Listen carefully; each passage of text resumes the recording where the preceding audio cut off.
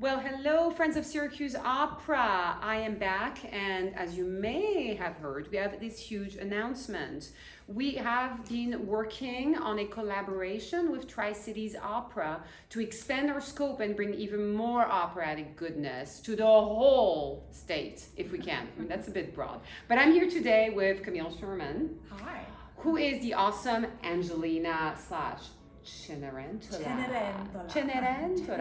So it's Cendrillon, or Cinderella. Cinderella. Yes. And it's not your Disney or your parents' Cinderella. It is really kind of the closer to its origin, grown-up version of Cendrillon, which was the French original. Yes. And it's a Rossini opera. Yes. And you're playing the main protagonist. Yes. So you get to clean and be fancy all at the same time. So it's Saturday afternoon at my house, basically. Exactly. I get to, clear the dishes and also wear a ball gown and sing a lot of high notes and has everything.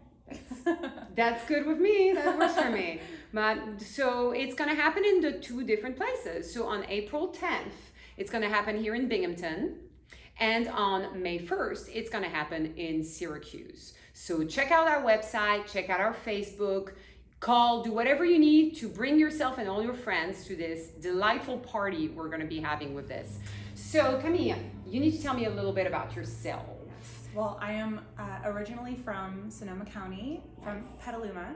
Nice. Anyone that knows that area. And I currently live in Portland, Oregon. So oh my God, that is so nice. Pacific Northwest. It's beautiful, but it's really nice to be back on the East Coast and, back working again after a little bit of a global hiatus. That's putting it mildly. Yes, if you've heard, there's been a bit of a thing going on the last few years. There was a thing. There was yeah. So it's good to finally be back. And I've always done music, and I played piano, and I was in band, and I did all different kinds of singing. And then in school, I found the wonderful world of opera.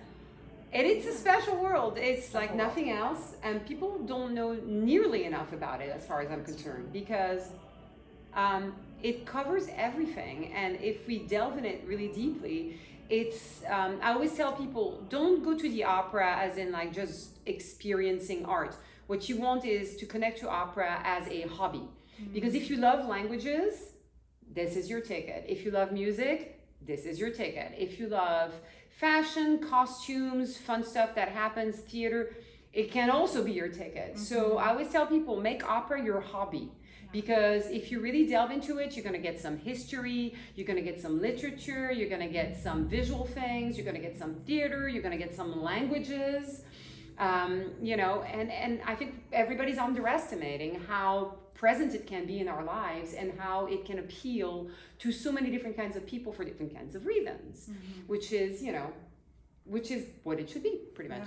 But so you're playing the part of Cinderella, and tell me about that. Oh man, I think that if 5-year-old Camille could see me now, she would be just on the floor. I mean, I think I definitely grew up in the 90s, Disney, everything.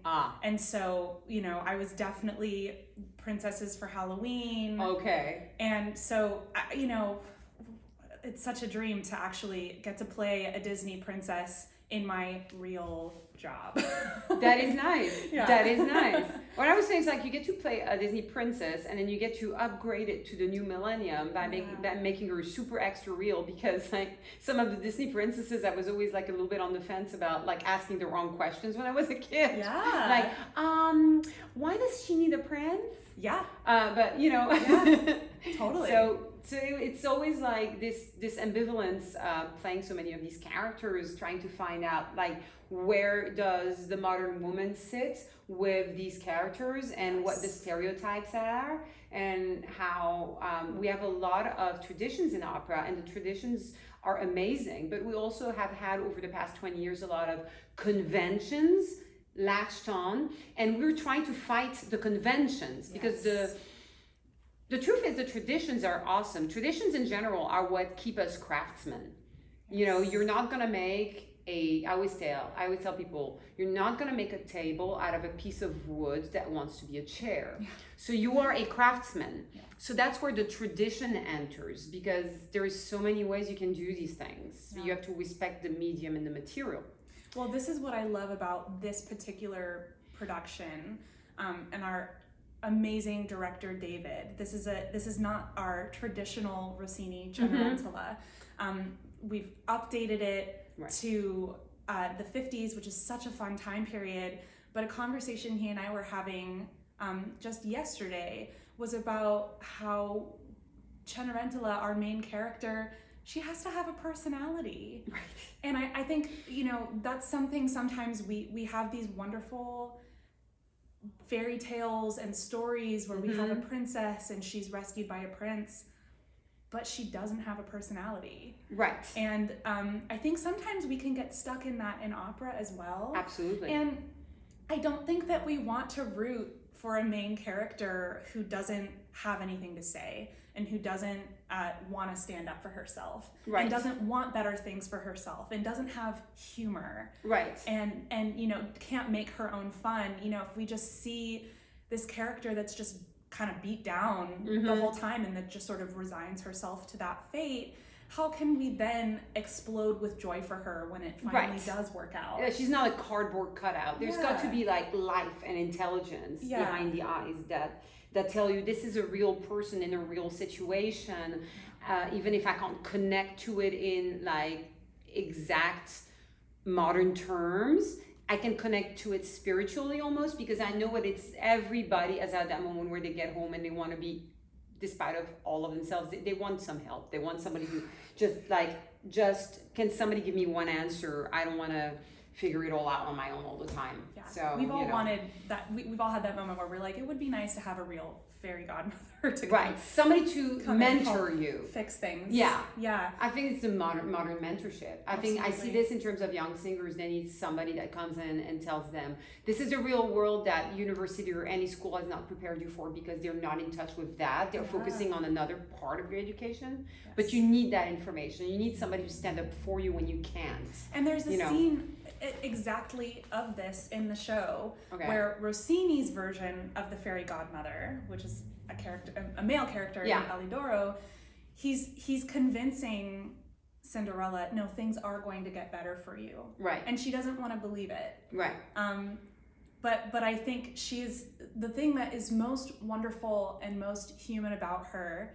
We see her obviously in the beginning. She has a terrible home life, and at the end, her choice is forgiveness. Okay. And her choice is grace. Moving on. And moving on. And it's, yes, it is a fairy tale, and yes, there's a prince, but it's a very human story of a person who came from nothing and things got better for her. Yeah. And she chose to take a moral high road and to be gracious and to be kind. It's something we actually really need right now. Yeah. Because there's not been enough of that. No. So no, I think this is a good choice right now. Yes. Yeah. So, well, this is our little coffee with the artists here with Camille Sherman, who is singing the role of Cenerentola, or Cendrillon, or Angelina as she's known, part of the opera. And it's going to be both in Binghamton, Syracuse, April 10th in Binghamton, and May 1st in Syracuse. So please come and join us live. There will be many more of these. I'm going to be exploring everyone right now, and I'm going to be talking to a lot of people, and we're going to have a lot of coffee with the artists because we're back. Yay! And we're going to make it better one way or another. It's going to have to happen. So you have to join us and help us and share. Pass it on, tell all your friends, and come and see us and see this extraordinary young singer. She is wonderful. I have heard her. I give her my seal of approval. I think she is phenomenal. I think that she's going on to absolutely enormous and great things. So you want to catch her now that she's here with us, because in a few years, you're going to have to travel real far. So everybody, this was Coffee with the Artists. I'm Alexandra the Shorties, and I'll see you again super soon for another Coffee with the Artists with a different artist for this Cenerentola. Bye everyone. Bye.